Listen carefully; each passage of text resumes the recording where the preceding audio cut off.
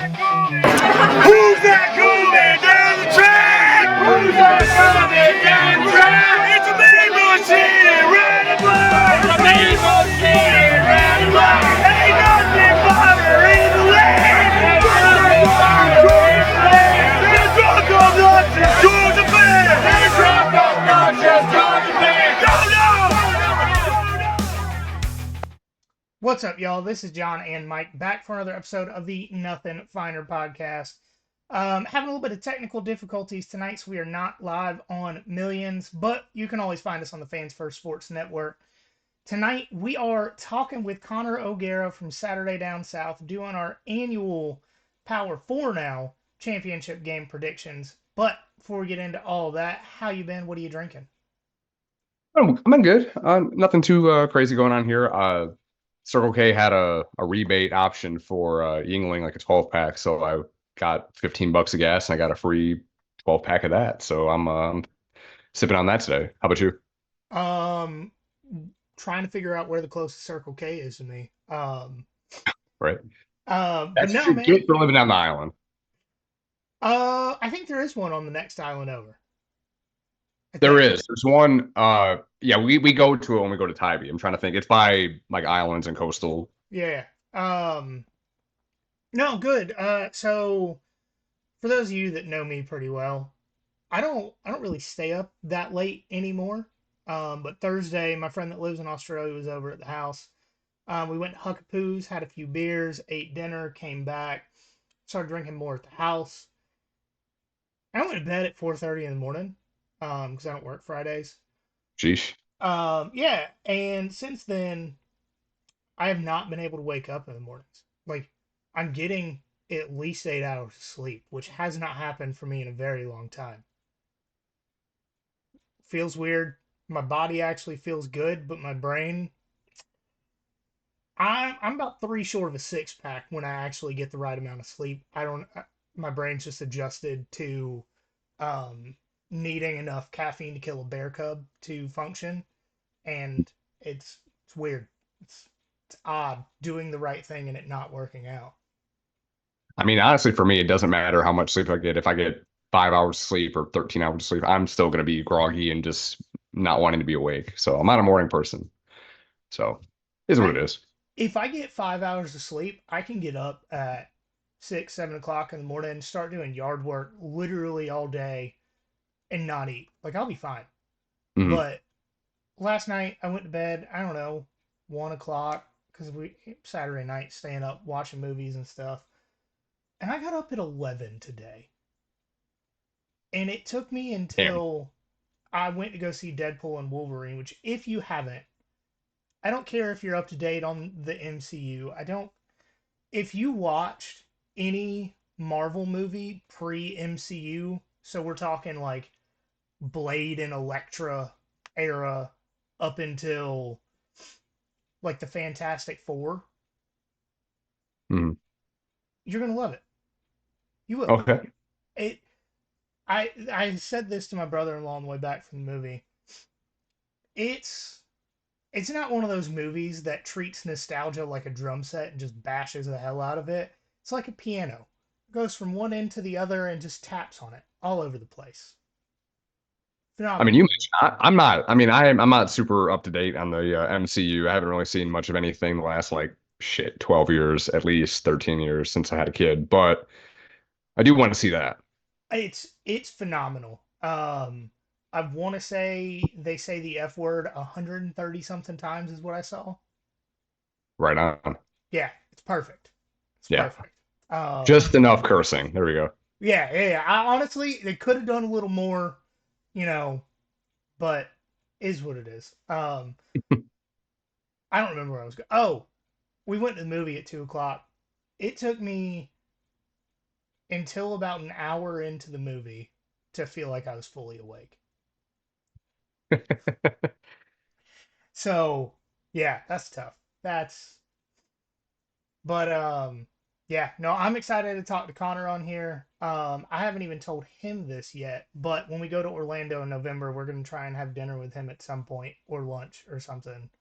Um, and I'm not going to tell him this, but me and Kelsey are making him a little gift. Okay. Yeah, so I'll tell you guys about it when it's done. But want to take this minute before Connor jumps on here to remind you guys that we are doing the watch party at Barrel House. Jameson, Absolute, they're doing drink specials, giving away some stuff, including free drinks, I believe. They Not got a to couple of $50 everybody. tabs. Yeah, Yeah. $50 tabs given away. Yeah. Or that's Rock Um, 6, I think, is doing that. okay. But we got Orale tacos there. We said it time and time again. Best tacos in Savannah. Real tacos. Yeah, not that Taco Bell white people shit. We got um Barrel House is doing specials on buckets, canned cocktails, some other stuff because I wrote this outline and forgot to put it in here. Um,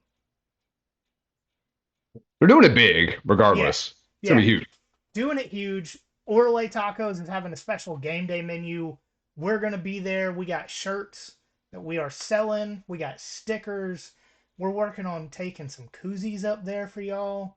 So Hell come yeah. hang out with us. Wes will not be there because he's a liar. I don't care what he says. He knows how to toy with our emotions. He did it. He told us he was coming, and like 2 days later, he was like, "Hey guys, shut up." Um, but no, we'll be there. We'll be. I don't want to say drunk because I told Kelsey I wouldn't get drunk. We'll be making our way towards drunk. Is that acceptable? Yeah, approaching drunk. Yeah. Yeah, just maybe a little nod as we're passing. Not a full on meet and greet. Yeah. For real. For real. It'll be a good Um, time. I mean, it being a nooner is gonna make it hard because I'm not gonna get up and drive there and pregame before we go there. So yeah. No, that's why I at least am going to get there. Hopefully they let us in early to set up, Mhm. and hang out and maybe get some sell some stuff going um before the game starts and Mhm. as soon as the bar opens. Yeah. Probably grabbing 2 beers, slamming one, sipping the other. You know, Exactly. Yeah. is go ahead and get that taken out of the way. But no, we're excited. I mean, my wife's sitting here talking about making a tablecloth for us to go over the table. Yeah, Okay. Yeah. she's Betty Crocker in this shit, dude. We made stickers. Like we made at home. Crickets are amazing machines. Goddamn Betsy Ross. You could say that. That's Oh, awesome. Though. I'm jealous. That's incredible. I wish I had any kind of talent to be able to do that. would it be Betsy Russ? Because there was an oven named Russ a few years ago. We're just Yeah. throwing it out there. Yeah. Throwing it out there. Um, but no, we're super excited, and hopefully, if this one goes well, we'll be doing it for most away games throughout the season. Um, I can tell you, Georgia, Florida, I will not be able to do that one just because I'll be in Orlando that weekend, um, Yeah. making the sacrifice of watching it on my phone while at Universal for my family. It's gonna be real tough, poverty level situation there. Yeah, it's tough. I hopefully I'll be physically at that game because Jacksonville only being 2 hours away. That's more manageable. It's like just a straight shot down 95. I'm not afraid. At Yeah, least I have no, no reason to be yet. um, if I had gotten selected for my alligator tag, I was going to the game just to tailgate and cook alligator. Hell yeah. Um, but the state of Georgia hates me, and even though this is my third or fourth year applying for it, I still haven't been selected. So I'm trying to game the system. Shout out Georgia DNR for just giving you priority points for missing out on quota hunts.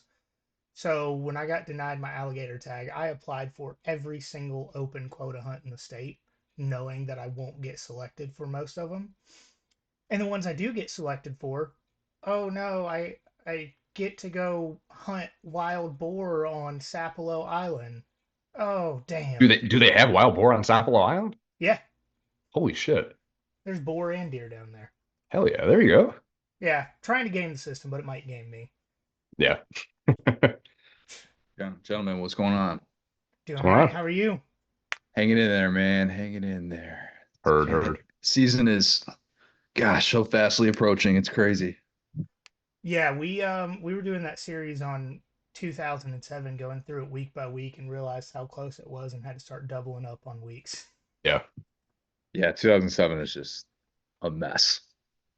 We have a whole 10-part series. It's and we still feel like left stuff out. The AP poll that year, like the voters need to be investigated. Yeah. It's a tough process when everybody just keeps losing over and over again. And then You you would know, have an undefeated Power Five team ranked like 17th, and it's like, what? Yeah. What are we doing? I don't know how I would have gone about doing all that stuff that year, especially when it's like it's the number two losing to these unranked teams, and then so it's just so easy to just knock them back like 10 spots or in reality, it's like if everybody's doing it, kind of speaks to just the nature of the sport in the given year. It was like 6 of like 13 weeks. The number 2 team lost. It was like insanity. Yeah. Um, that wasn't intended to be a shameless plug, but if you haven't listened to our 10-part series on 2007, get yourself in that football mindset. We only got a couple weeks. Um, so this is our third year doing this. This is one of the off-season episodes we look forward to the most. But before we get to the predictions, you're leading the charge on calling the new power conference structure in college football the Core Four. Sell us on why that's the best term. Look, I got some pushback. I got pushback from people saying it's a power two and then the other two. But the problem is that you can't necessarily put the ACC and Big 12 on its own island. Like I haven't heard a name that makes sense that accounts for what they are because what they are is not equal to the group of five. I believe that core four covers all of it. And we'll know within the core four who's best and who's not as good. And that's the way that it's been for the last 20 years. When we've had all these data points, we haven't needed a different name for the SEC. So why not the core four? It rhymes. Everybody loves stuff that rhymes. There's nothing quite with alliteration that really works. Power four feels lazy. I think core four makes a lot of sense, and everybody that hears it should know what it means. I agree. Are you on board with calling the new Pac-12 the Tupac? Yeah, oh yeah, I tweeted out Tupac the night that happened, I think, without any context whatsoever. And just I can't remember which album cover I tweeted. They're all so good, but it was definitely one that he was alive. Which I don't know if that narrows it down very much either. The They guy what named meet against the world or something like that. Sure, Yeah. probably Yep. was, which fitting for the two pack, what it has become. So yeah, I'm fully on board. Are we picking a winner of that tonight? No, no, no, Okay. no. Okay. Yeah. Um, Yeah, I wasn't I ready for that either. Yeah. judging on the college fantasy draft we did last night, I think everyone in our league is picking Oregon State because there were a lot of Oregon State players drafted. Yeah, look, it's not good when an alum of the school who's one of the best Mhm. coaches in school history leaves for a Michigan State job that look, I get it. It's part of the Big Ten, which that's highly coveted. If they're going to give Mel Tucker all that money, go chase that yourself. You're probably going to get a good chunk of that. But at the same time, like you kind of look at the guys that left. DJ Uyunglele goes to Florida. Damian Martinez goes to Miami. They had a couple other pieces where they lost several offensive linemen, I believe, to the NFL as well. Yeah, I mean, I guess that the remains of Oregon State would be the winner there. All right, so we are also trying to lead the charge on calling the ACC the All Coast Conference now. Oh, I like that. So we will start with our predictions there, Connor. Yeah, I like that. Look, I think there are certain coaches who have earned blind faith and certain coaches who haven't. Once upon a time, Dabo Sweeney had earned blind faith, and you could just pencil in Clemson for a top four season. They're going to make it to the College 12 playoff, probably compete for a national championship. And you're going to look up a few months from now and feel like, all right, I didn't really go out there, but I picked Clemson and Clemson won the ACC. That is no longer the case. The coach who has earned the blind faith in the ACC is Mike Norvell. And Mike Norvell and the job that he has done at Florida State is something that I did not see coming 4 years ago. Cannot say that. I look at the draft class that they had. I think it was 9 of 10 guys that they had drafted were former transfers. That's unheard of. I mean, that is an absurd thing to process. Most coaches never have a draft class with that many alone. And then to think that you hand pluck these guys and not just like, oh, hey, we're going to do what we did a few years ago. Jermaine Johnson's not getting the reps that he wants at Georgia. We're going to go out and give him a home, and he's going to become a stud. No, we're going to go up to Albany, New York, and find Jared Verse. Like, we're going to go to the MAC, and we're going to get Braden Fisk. Like, we're going to get these guys that you think you might, like, maybe one day have an idea who they are if you're a diehard Florida State fan, and then they're going to become stars. Mike Norvell has earned that blind faith. I understand that they have a ton of turnover. I'm still buying Florida State. And so I will buy Florida State in an ACC that I don't think is particularly top heavy this year. It feels very wide open, but that's the team that I feel like, you know what? I feel like I just kind of have to trust it at this point. For me, just going off the two teams that I think are going to be in it, I've got, once I get past Clemson, and the reason that I have faith in Clemson is their pass catchers and their front seven. I understand they have one of the worst offensive lines in contending teams, but I have faith in their pass catchers and especially their front seven. But I'm higher on Virginia Tech and Georgia Tech than most people seem to be, and I'm not entirely sold on Florida State in their rentals. And I say that because last season really made me question the buy-in. And if they drop a game to somebody they shouldn't, how much are those guys still going to go out and fight is my biggest question. Can I ask you, do you think that's the team they're rolling on the field this year? Because it's not. Oh, so I understand that. Those guys are gone. No, I understand that. I do. I'm trying to think of a way to put Like, this do you have short. buy-in from a team of mercenaries, more or less, right? Right. Like if they face a tough game where they end up losing. Like honestly, that Clemson game last year, if that goes the other way, how many of those guys quit trying? Like, does Keon Coleman sit out towards the end of the season saying he's injured and wait for the draft? Because there didn't seem to be a ton of team buy-in. There was a ton of, I need the exposure to go to the NFL buy. Here's the thing, and where I would push back on that. Georgia makes a lot of teams realize how far away they are. I go back. This is not going to be a Georgia game, and I realize who I'm speaking to when I'm saying this. When Georgia hosted Arkansas, that was 2021. Mm-hmm. And it was a game where Arkansas comes in undefeated. And I remember KJ Jefferson rolls into the tunnel and he's like bopping and he's feeling himself. And you know me, like anytime KJ's feeling himself, I'm feeling KJ and vibes are good. When I saw the way that Arkansas showed up and how quickly that game was over, albeit against a historically good Georgia defense, that was a game in which I think the spread was 17 points. Arkansas is a top 10 team at the time of that matchup, an SEC team who was in the top 10 of the country. They finally beat A&M for the first time since A&M joined the SEC. And Arkansas was like, no. We're a top 10 team. We have our first stringers out there, and we're not getting anything.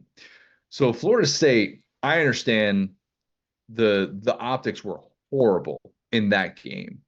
I don't necessarily know that we can associate that as like, oh, it's like all on Mike Norvell to be able to get these guys who have been told, hey, you just did everything you were supposed to do. You won undefeated. I thought Florida State should have been in the college football playoff over Texas, not over Alabama. That's a different story for a different time.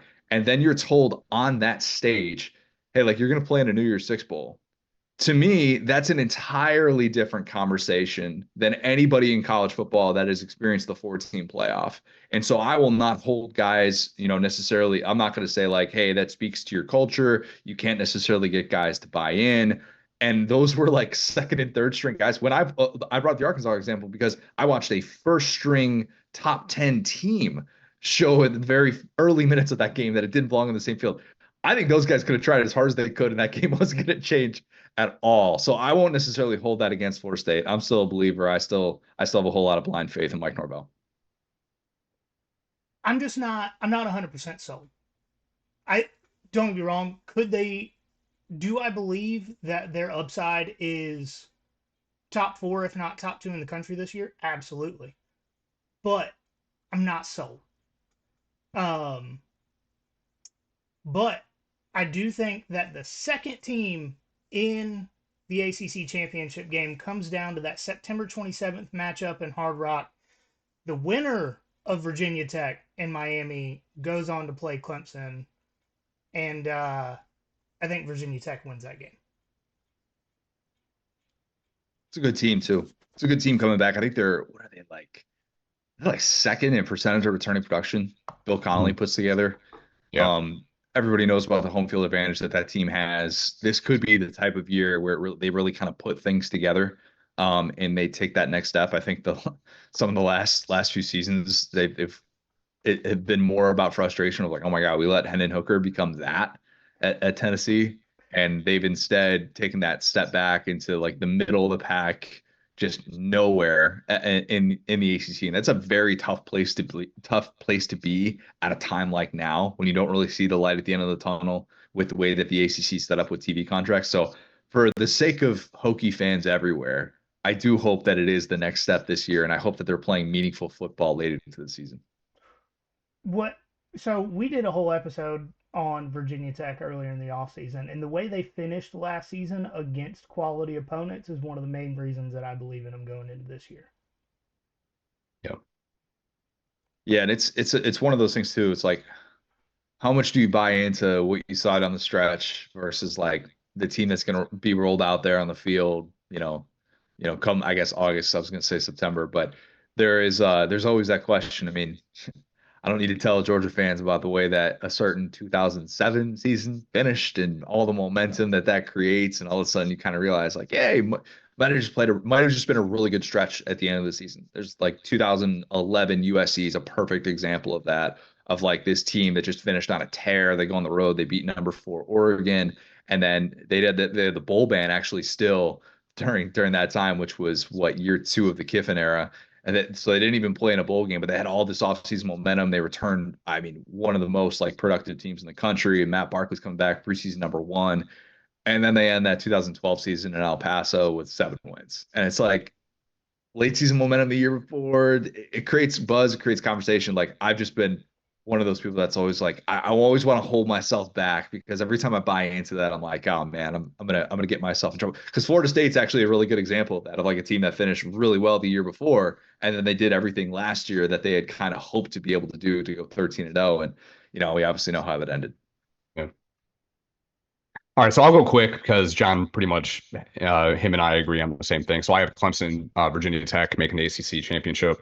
I did go through the time-consuming practice of doing the whole helmet schedule for the Core Four, and that took a lot longer than I had anticipated. It's hard. It was a grind that I did not see coming. It took me a few days during like downtime to be able to do it, but I do have Clemson going 11-1. Their only loss coming to Georgia week 1.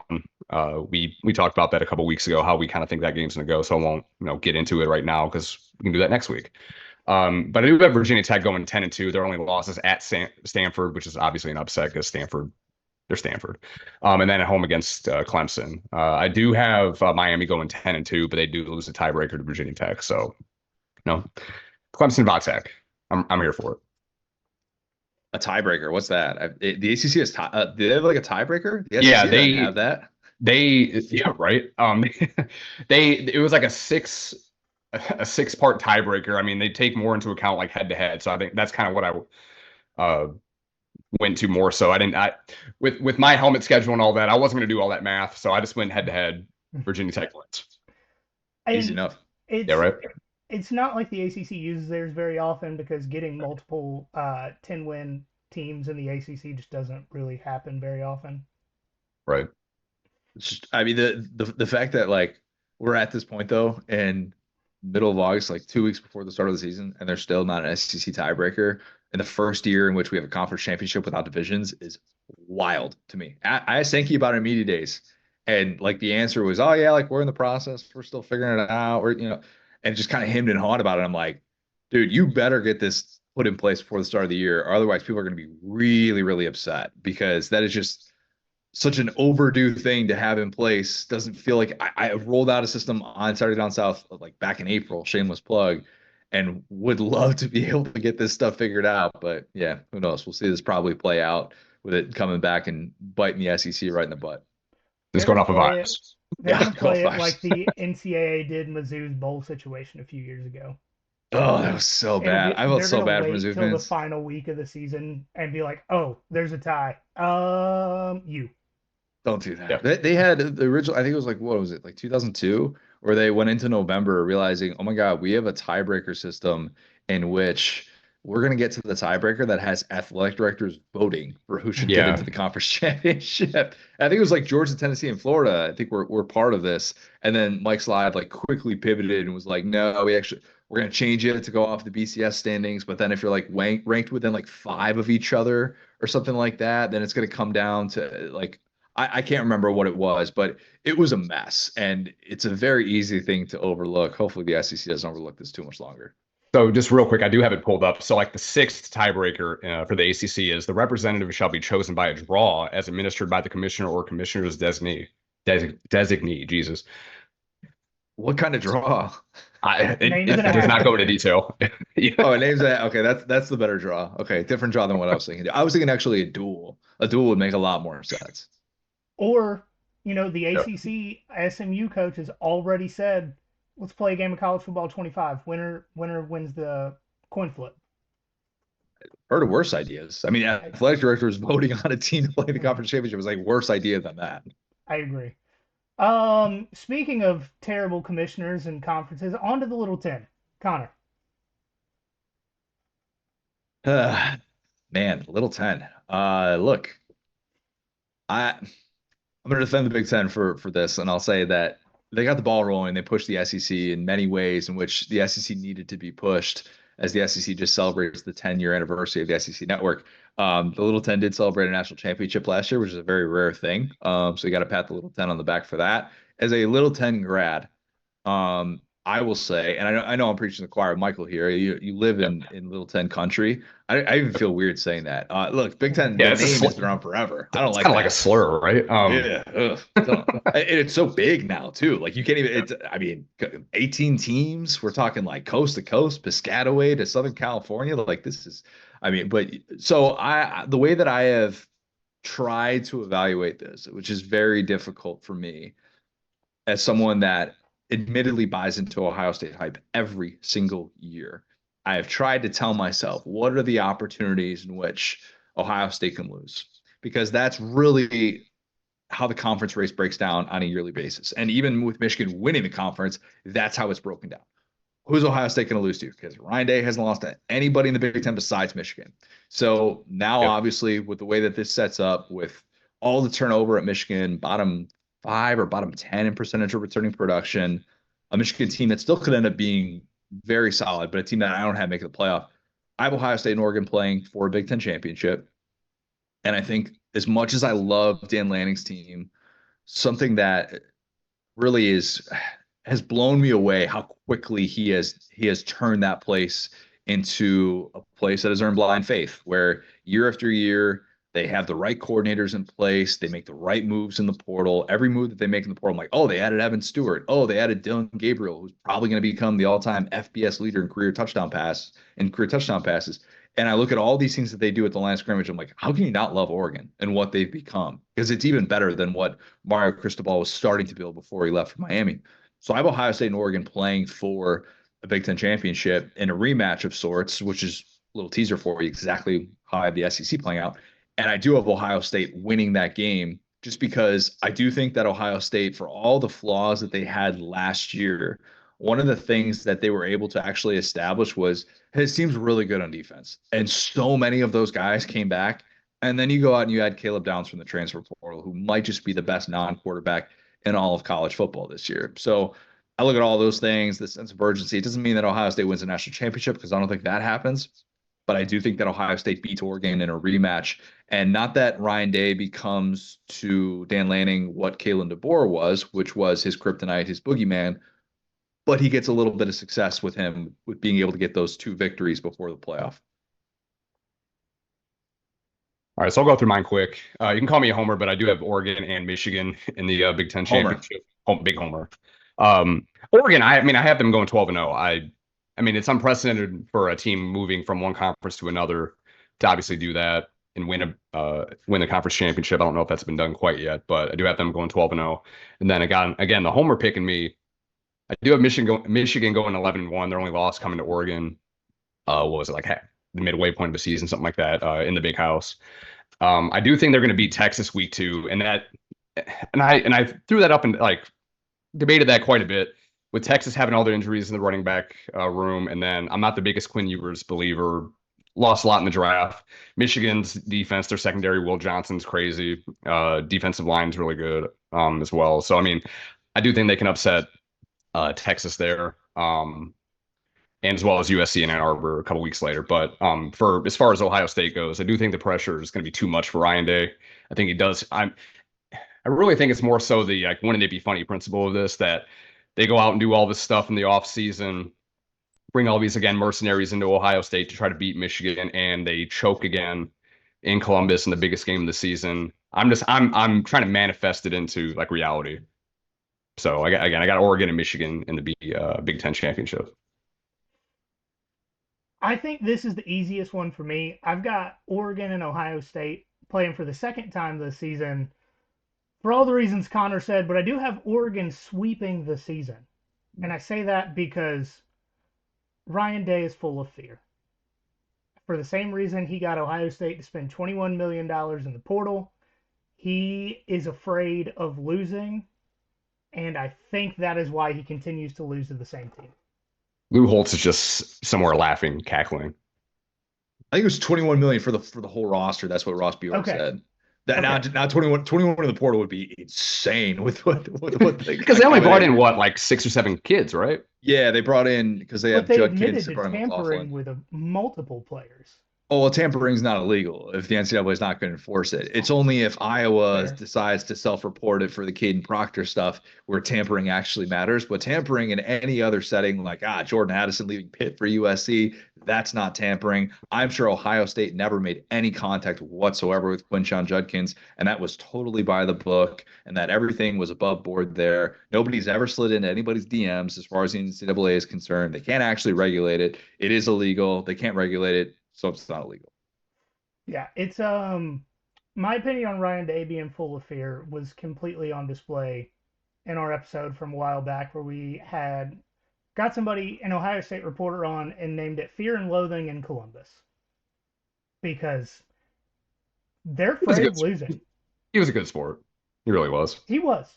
But they're afraid of losing. Who did you have on from Ohio State? Who'd you have on? It's somebody from the network we're on. Is it the name that I always forget the order of the words? It's a long. Yeah, it's like a Holy 7-word title for a grant. Yeah, the Holy Land. Oh yeah. Land grant. Yeah. Yes. Yeah. We're on the same network, so he was gracious to give us some time because up until him, we had a very difficult time getting people from the Big Ten to come talk football with us. Yeah. Just depends on who you talk to. Depends on who you talk to. Plenty of nice people and who have gone to Big Ten schools. I don't have anything against. Look, Connor, you know I love you, but I don't have anything against the Big Ten, but I called it the Little Ten. Well, that's just because I like stoking the fire. We actually have dozens of Ohio State fans that follow our social media, so I mess with them as much as possible. Very vocal, yeah. It's an easy thing to do. Yeah. Which is one of the reasons I enjoy it so much. But going to America's conference, the Big 12, Connor, who do you have? I like that. Okay, we're on board. It is America's conference in every way. Like the Big 12, if you are one of these fans in college football who's like, the game isn't what I grew up with. This is like, it's too much about TV contracts. It's too much. I don't want to worry about NIL. I don't want to worry about draft stock. I don't want to worry about all these transfer portal, all these other things. Watch Big 12 football this year because it's going to be great. Pick out a team, find a bandwagon. I actually think maybe the least likable team in the Big 12 ends up winning the Big 12. I take that back. The second least likable team in the Big 12 ends up leading the Big 12. That sounded like I was going to say Colorado. I'm not going to say Colorado. I have Oklahoma State beating Utah in the Big 12 championship. And I wonder so much because I thought about this, overthought this, and then I just came back to this. We're talking about an Oklahoma State team that I believe is third in the country in percentage of returning production, who won 10 games last year, who returns a seventh-year quarterback in Alan Bowman, who kind of just plays the game 500. For those who remember that game, just kind of chucks it up to receivers. Ball can hit the ceiling. It's fun. It'd be maddening to watch as an Oklahoma State fan. It's probably why that over/under started a little bit lower than you would expect. But they have Ollie Gordon II. I don't know if he's going to get the ball 50 times a game per Mike Gundy with his punishment for the DUI in this offseason, whatever the case may be. Mike Gundy figured out, give that guy the football. And we talked earlier. Also a fan of DUIs, so up in the air. Yikes! Yeah, I'll just swerve right out of the way to that one. That's not a DUI joke. That's just we're just going to avoid that.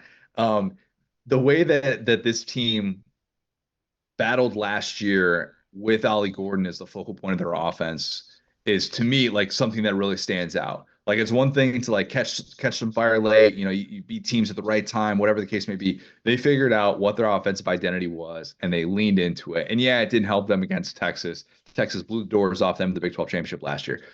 But it's Oklahoma State coming off a 10-win season, number 3 in percentage of returning production for a Big 12 that, by the way, no longer has Texas and Oklahoma. Are we overthinking that if we don't just pencil in Oklahoma State to be able to get to the Big 12 championship and perhaps win it? I love Cam Rising. I love Kyle Whittingham. This is a Utah team that if Brant Keefe can stay healthy at the tight end position, I love what their offense can be. It's going to be so prototypical Utah. But I just think that Oklahoma State is one of those teams that you just don't want to mess with. Maybe they're going to lose to Tulsa or something like that early in the season. Like, I wouldn't rule that out. It just always seems like it's in the card. They lost to South Alabama last year. Central Michigan, yeah. Yeah, Central. That's another one. Like, they just drop these games where you're like, what are you doing? But I do think that Oklahoma State ends up winning the Big 12, America's conference, entertaining as hell from start to finish. I agree with you 100%. I do have Oklahoma State and Utah making it. Oklahoma State, I have going 11-1 with their only loss coming at home against West Virginia. I'm really high on the Mountaineers for whatever reason. I can't really put a finger on it. I just am. Both are. It doesn't make sense. We both know it doesn't make sense. We've just been watching too much 2007 West Virginia, and that's probably clouding our judgment a little bit. But Steve Slayton, yeah, Pat White, yeah, and McAfee. I went back and watched some 2012 West Virginia last week, and Tavon Austin. At this point, if I watch another clip, I may pick them to win the national championship. Who knows? 2019 West Virginia with Will Greer. That was a fun team. Right. It was. Yeah. But then the other team again is Utah. I got them going 11-1 with their only loss in the regular season against Oklahoma State. And again, this probably isn't going to shake out this way because this would be wild if this happens. But I do have 4 different teams going 10-2 in the Big 12. I got Arizona, Kansas, UCF of all teams, and then West Virginia. Love Arizona. Wish that they could have just had one more year with Jed Fish. Because I mean, Noah Fafita is my favorite returning player in all of college football. Like, T-Mac is a stud. They're going to be a special duo because they always are. But then you kind of question the other elements of their team. Some of the turnover there. Like, these teams that are exposed to the 30-day window, it's going to be fascinating to kind of track the way that this works. Michigan, Alabama being teams like that, where you just like, it's just so different than what it used to be, like year to year, and what that looks like with your roster the following season. It can be a bit of a mess. Yeah, look at Washington. Good Lord. Exactly. So I'm going completely against the grain on this, and I actually gave my prediction last week before. I don't know, time's not real, but I think this game does not include a single team that is a traditional Big 12 team. And I've got a former Pac-12 matchup with Arizona and Utah. Utah for all the reasons you guys already talked about. But Arizona because I put too much into intangibles. And not to mention, we were real high on Arizona when they got to 500 in week 6 last year. Oh, we made a ton of money off of them, yeah. Oh. That was my lock of the week. Like, every single week for a bit. I'm like, because I can't remember when it was. I think it was when Fafita took over against Washington. And then, like, I saw him play, and I was like, oh, my God, he's so much better than Jaden DeLora. Like, and then I saw, like, week after week, Vegas still hasn't picked up on how good Noah Fafita is. Like, just make it the lock of the week. And they covered so many spreads the last two Yes, they months of the did. season. Yes, they did. Now, for me, it was the Washington game and the USC game where I was like, oh, this young kid's he's carving them up like this shit's Thanksgiving. Like, okay. Um, but no, intangibles for me, the amount of guys on that team that went to high school together, the amount of buy-in they had where nobody or almost nobody went to Washington with their head coach. They all wanted to follow their teammate that was a leader. I have faith in the heart of Arizona, and I think that leads them to get into this game in Dallas, which is going to be a wild flight for both of these teams. Do you guys know the name of the podcast that Noah Fafita and T Mac host together? I don't, but I need to. It's called Island Time. True story. I have not listened to an episode yet. I cannot say that I have done that, but they are in the content game. They are fellow podcasters. So if no other reason other than, hey, I just want to support another podcaster, there's your answer right there. Yeah. That might be an off season. We try to blow up their social media and get somebody on. There we go. I still got to get Fafita on too. I really do. That's been a long that's long overdue. I need no Fafita and Ryan Bamford are the two like white whales at this point. The UMass AD. If you know, you know. Yes. Mm-hmm. We got Nazir Stackhouse on earlier in the off season, which was one of my main goals. But my other one was try to make some headway on talking to Sam Pittman because I did last year I did this whole every SEC team as an MCU movie thing. There we go. And I had Arkansas and Sam Pittman as Captain America, the first one, because everybody loves him, one of the OGs. You absolutely cannot hate the movie or the main character. It's the most likable coach in college football. I think this was the first offseason I haven't had Pittman on. And just like I kind of thought about it and like he didn't decline anything, so it wasn't anything like that. But this was like the first time where I just kind of thought to myself, like, man, I'm gonna be so bummed out if I have you, I would much rather have him on because I thought about him like I would much rather have him on like mid-season if he's like proving people wrong and stuff like that. Proving people wrong like myself, we're really skeptical of Arkansas this year. But yeah, Pittman's the man. You got to get him on. Yeah, no, the main reason we didn't push harder is because of the hot seat, and I didn't want anything like that to come up in conversation because It's always awkward. yeah, because regardless of what record he has, I love him, we love him. Georgia fans everywhere have become Arkansas fans from Sam Pittman, and I want it to be an entirely positive conversation without any hints of negativity, and I don't think it was possible this summer. If he gets fired, he will be the arc or be. I don't know that he's going to take any other job, but if he does, Georgia offensive line coach just comes back to his old stomping grounds. I come back home.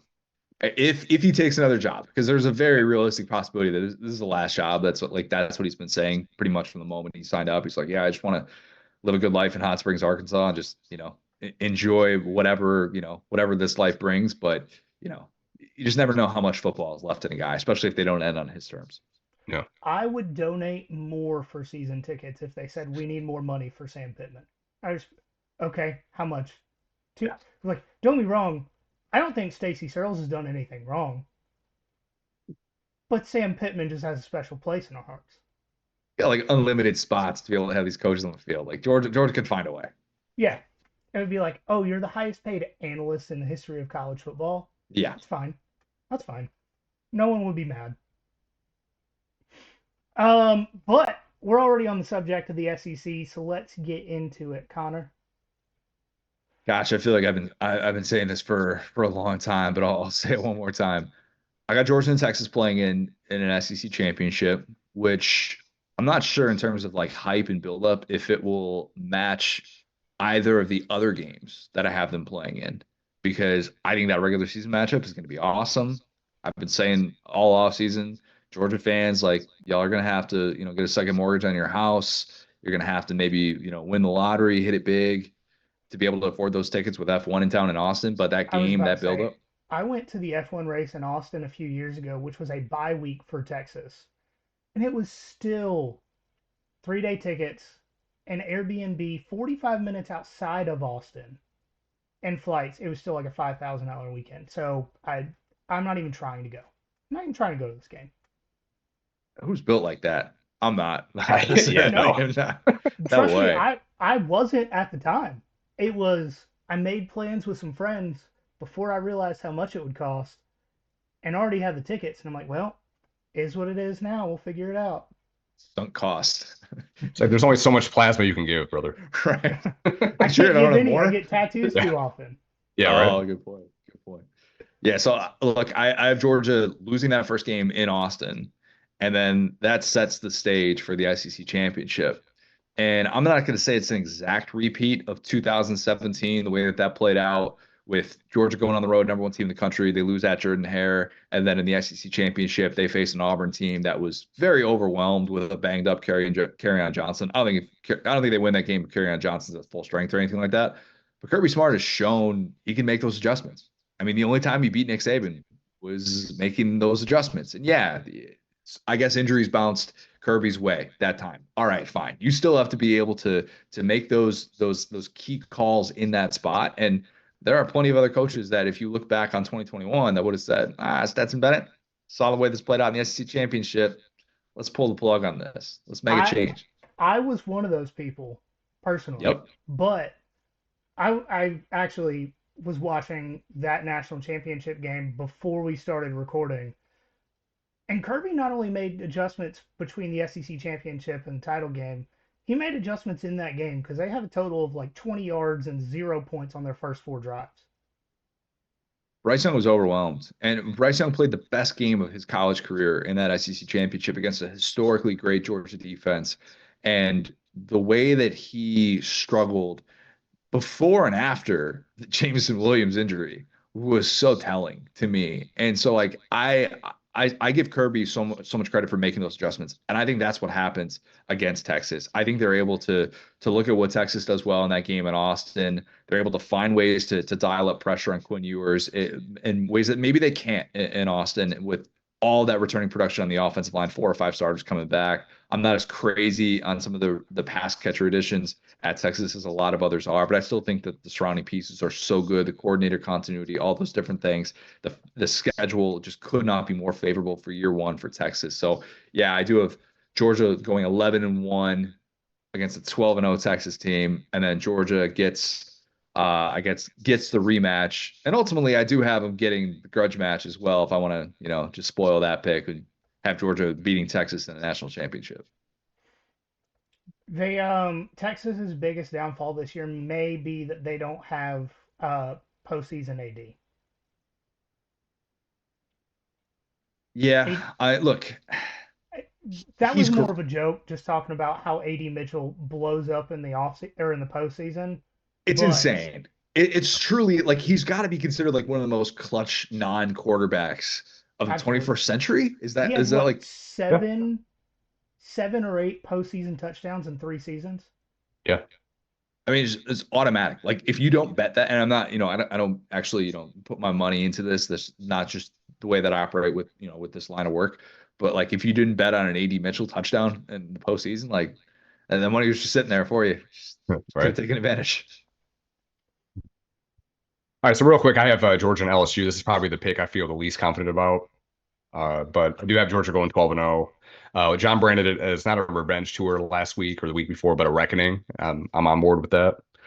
I do have them going 12-0. LSU, again, this is one I don't feel confident at all, but I do have them going 11-1 with their only loss coming week 1 against USC in Vegas because I don't trust Brian Kelly on Sundays for good We reason. talked about this. He has too much respect for his Notre Dame time, and he He's does a good not guy. allow his defense to work on Sundays. Mm-hmm. LSU's defense has not worked on Sundays with or without Brian Kelly. I mean, it's like LSU hasn't won a season opener since 2019. Isn't that crazy? Yeah, right. Joe Burrow was the last quarterback to win a season opener That's for insane. LSU. Yeah. But all their tosses are at home. Ole Miss, Alabama, Oklahoma. I feel good about those, just with those situations. But I want more than anything. I want Ole Miss to go 11-1. But going into Death Valley and a potential tiebreaker against LSU is really asking a lot. for somebody that really hasn't been able to show that in that situation for Lane Kiffin. So LSU and Georgia. With this being a Georgia podcast, y'all already know I got Georgia playing in Atlanta, but the other team may surprise some people. I think Ole Miss goes 11-1. I've been high on Ole Miss for 3 years. I know they've somewhat let me down twice now. Third time's a charm. Just banking on that. I was leaning Texas up until this last week, but losing two running backs this close to the season, I think, is going to have a massive impact. And I think that leads to two losses this season. With Ole Miss, their defense has progressively gotten better each of the last 2 years. I think they take that next step this year, which allows them to win every game but Georgia, especially because they don't play Alabama. Yeah, schedule is, I mean, Ole Miss, Texas, and Mizzou easily, like going into the season, three most favorable schedules. Now, it probably won't play out that way because it just never does. But those three teams, I feel like you can separate from the rest of the SEC and say everybody else's path feels so much more difficult than those three teams. You almost feel like you have to have one of them in the SEC championship or at least two of them making the college football playoff, which, yeah, I guess I do because I have Texas and Ole Miss getting in there and Mizzou getting left out. But yeah, it's look, those injuries to the Texas running backs are significant. Like I've been on record saying I think CJ Baxter, I thought he was going to lead the SEC in rushing this year. I did like the idea of Christian Clark being able to play kind of early on for them with obviously the injury to Baxter, but now I don't really think that they wanted Jaden Blue to be playing that type of role, and I think he's going to be asked to do a whole lot. As somebody that picked Texas to go 12-0, I feel a whole lot worse about predicting them to beat Georgia in the regular season. So I'll go on record saying that skepticism is very much warranted. Yeah, it's honestly, I kind of feel bad for Texas having those two injuries, same position group, this close to the season. But I lost so much faith in them being able to bolster their "we're really back" campaign with losing two guys at the same position, playing in the SEC for the first year. It's tough. I don't wish injuries on anybody, especially a team that I respect. 12-team playoff era too. It's going to be so difficult. Like if you're trying to compete for a national championship, you're playing 16, 17 games, man. Like Yeah. that is that is not ideal. Like I'm sure they wish they could like they're going to get really creative at the running back position. Like they will have depth guys that were supposed to be receivers this year, or maybe supposed to be tight ends or something like that, or hey, like defensive end who played running back in high school. I guess that's not the best example, but like Yeah, defensive they don't have back a who's third Jalen Carter string. on that team. Right. Dude, the Jalen Carter, because Jalen Carter went to Apopka High School. I live in Yep. Apopka. And like so the Jalen Carter stories that you would hear of like I knew somebody that played on his AAU team and he's like, go watch the videos of just him playing basketball. It's the most absurd thing you'll ever see. Yeah. Do you have anything else you'd like to talk about before we get out of here? Ooh, gosh, anything? Anything. I mean, I honestly, we were hoping to hear your take on the Post Malone Country album. Okay. I've heard worse. I've heard worse. Like Okay.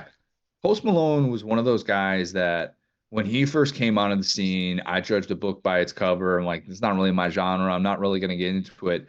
That guy has grown on me. Like over the course of the last like 3, 4 years, I have really become more of a Post Malone fan. He just seems like a guy that I also just want to have beers with. But Yep. I guess that's everybody because he seems like the sweetest guy in the world.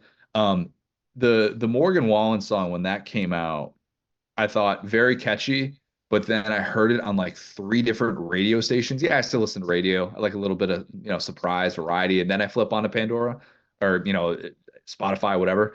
And I realized, oh my God, you're going to hear that on every station. So I very quickly was like, oh, I'm already kind of getting sick of it. But the Blake Shelton song that he came out with, was it like Buy a Drink or something? Like pour me a drink or something like that. Pour me a Yeah. drink. Yeah. I don't think he went full T-Pain Young Jock with the title. I might have butchered that, but that's okay. But like Post Malone has more versatility than I ever thought imaginable. And for him to be doing like, like songs with Taylor Swift and songs like Blake Shelton and Morgan Wallen, like all these different Oh, Dolly And Parton. Noah Khan. Dolly. Yeah. Like all over the place. I haven't listened to the full thing just yet, but I will say I am probably higher than the consensus on it. And I don't even care if he's like he doesn't need to use country music as like a platform and then he goes and gets big, like which is what like a lot of people do. So like I have no problem with him like dipping his toes into it because he seems really all in with it and he's doing stuff. He's not just doing like one song or something like that. He's doing stuff with like real established artists. So yeah, look, I'll give Post Malone the benefit of the doubt. He Yeah. played like the Opry, what, like 2 days ago? Like, Yeah, insane. crazy. Very, very talented artist. Yeah. No, I'm a huge fan of what seems to be recent thing of artists just doing whatever they like, and if you like it, cool. If you don't, cool. Like Yeah. Zach Bryan doing a song with the Lumineers. It's like I'm in. Like you like it, you're doing what you want. You have the freedom to do what you want. I'm jealous. I'm in. There's more than enough. Like, if you don't like it, just go on to the next song. Like, Morgan Wallen puts out like 20 songs a day, basically, at this point. Like, and I'll admit, about like 60% of it, I'm like, that sucks. You shouldn't have done that song. Why do you need a hip hop track for every single single that you put on the radio? I don't need that. Like, but again, that's not for me. That's for plenty of other people. Like, all right, fine, you go do your thing. I guess I'll listen to the tracks that to me are are at least a little bit more appealing. But yeah, there's more than enough to go around. Maybe there's too much music. Who knows? Maybe we're gonna like run out of sounds very very soon. That's a thought you didn't think you'd get tonight. How about that?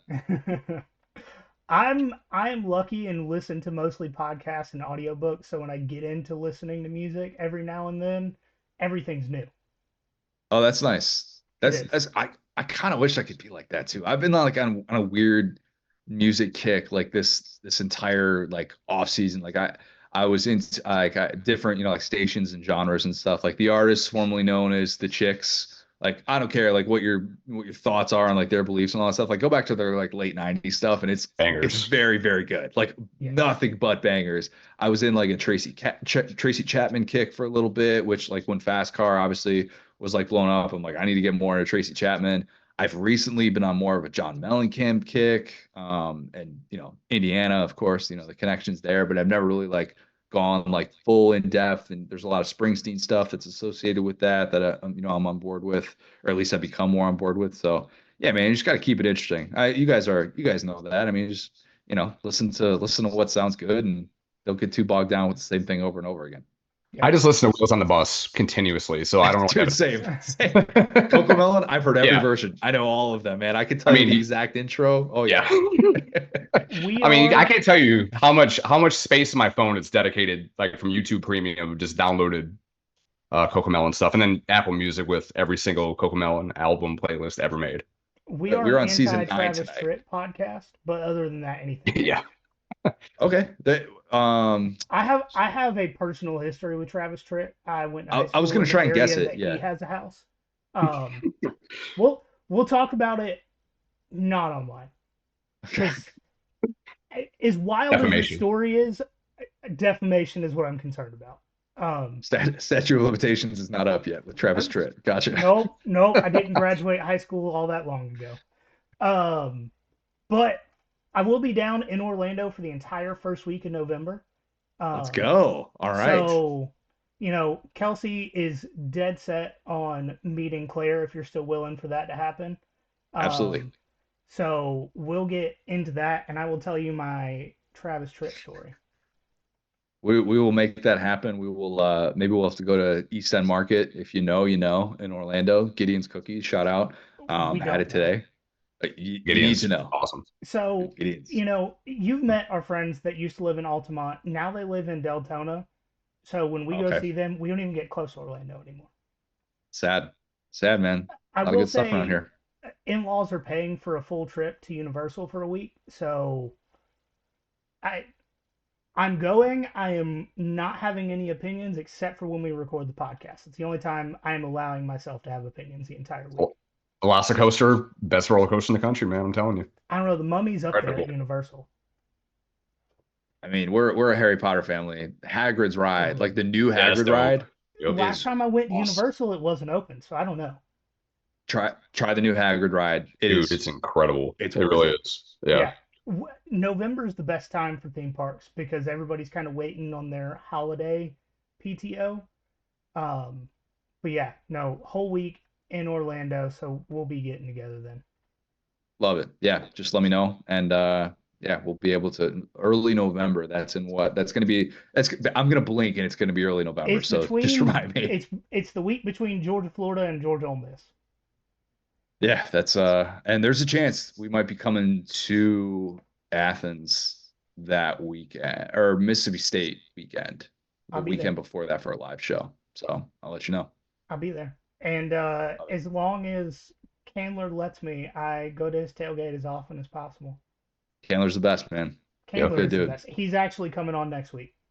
Yep. Oh, love it. Perfect. Have you guys heard the amount of calories that he consumed in a day to be able to play Georgia football? Because it's the craziest story I've ever heard. It was unbelievable. Yes, I heard it on your Oh. podcast, and then I read the book. It's wild. Candler comes It's on. disgusting. It is. It It is. really is. But no, we have Candler come on and talk to us every 3 or 4 months. It seems like. He loves it. We love it. Get the insight from somebody that's actually been through it. It's one of our favorite things.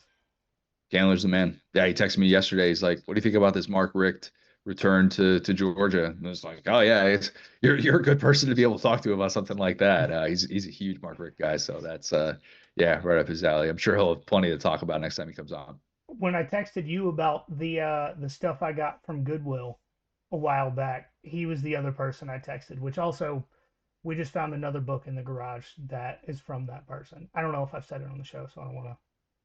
How about that, man? Yeah. Little piece of history for you. And I live 3.2 miles away. So just They're basically neighbors, yeah. basically neighbors, and I know people that know them, but it's one of those I haven't had the guts to breach the subject for an introduction. Basically a 5K. Just got to do a 5K and go over there. Look, I don't. I have said since I got out of the military, if you see me running, it's because I'm out of ammo. But if that's what it takes, I'll strap some shoes on. There we go. That's it. But we're gonna let you get out of here. You know what? We're not even gonna do our normal closeout stuff. As always, guys, remember there's nothing finer in the land. Drunk obnoxious Georgia fan.